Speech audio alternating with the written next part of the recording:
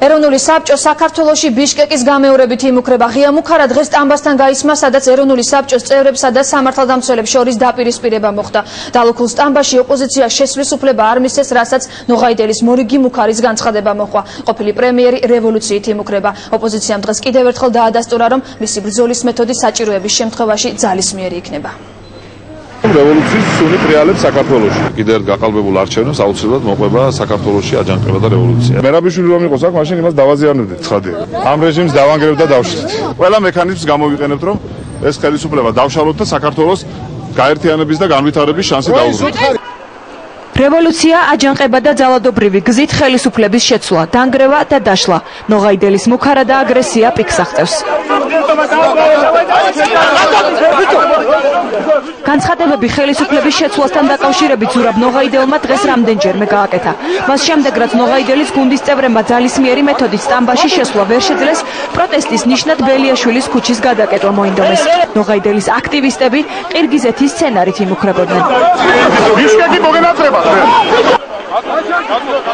სიტუაციის განმოხტვა საპატრულო პოლიციამ სცადა, რასაც შეხლა შემოხლა მოხდა.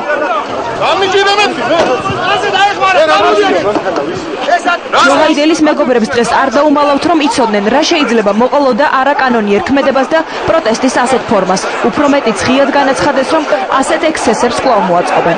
ხო იცოდით, რომ გზის გადაკეტვის შემთხვევაში შეიძლება ესეთ შედეგი გამოიღოს. რა თქმა უნდა ვიცოდით და კიდევ წავალთ ასეთ ექსცესებზე ჩვენ აუცილებლად.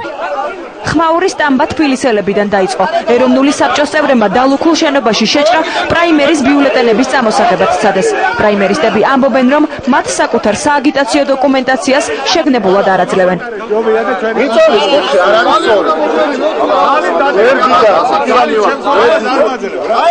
საპატრულო პოლიციამ ოპოზიცია შენობაში არ შეუშვა. ვის მიერ არის დალუქული ეს შენობა?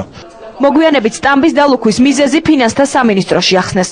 2002 წელს იქნა რეგისტრირებული შპს თბილისელები, რომლის შემოწმება დღემდე არ განხორციელებულა. შესაბამისად, რის კრიტერიუმების გათვალისწინებით მოხდა აღნიშნული კომპანიის შემოწმება. აღნიშნული კომპანიის შემოწმება ჯერ არ დასრულებულა და მიმდინარეობს. დაძაბულობა რამდენიმე წუთში განიმუხტა, თუმცა ზურაბ ნოღაიდელს ტონი არ შერბილებია. ოფისში დაბრუნებული პუტინის ქართველი მოკავშირე მეგობრებთან ერთად ხელისუფლებას კიდევ ერთხელ დაემუქრა. ეს ხელისუფლება დაინგრევა და დაიშლება. მერაბიშვილი და სააკაშვილი პასუხს აგებენ მთელი სიმკაცრით კანონის წინაშე. და ყველა იყავით ფრთხილად. საწოდავო მერაბიშვილო, ვინ უნდა შეაშინო შენ? შენ თვითონ შესაშინებელო. შენ ვის უნდა უჯიკო, შესაჯიკებელო მართლა იგი. მერაბიშვილისნაირი კაცუნების ჩვენ არ გვეშინია. ალო. როგორ აფასებს ნოღაიდელის მუქარას დანარჩენი ოპოზიცია? ქრისტიან-დემოკრატები ამბობენ, რომ ეროვნული საბჭო სიტუაციას ხელოვნურად ძაბავს. არის თუ არა ბრძოლის ეს მეთოდი მისაღები? პასუხს ალასანია თავს არიდებს. ერთადერთი ეს რაღაც ემსახურება ეს არის ხელოვნურად თუ დაიძაბოს ქვეყანაში სიტუაცია. ეს როგორც უთხრობა მას ხელს აძლევს. მაგრამ ეს აბსოლუტურად საპირისპირო სიტუაციაში მოდის სახელმწიფო ინტერესთან და ქრისტიან-დემოკრატების ინტერესთან. როგორც ჩანს, თვითონ ხელისუფლებას აწყობს ესეთ დაძაბულ რეჟიმში ამყოფოს როგორც პოლიტიკური ძალები, ასევე საზოგადოება არჩევნების წინა პერიოდში.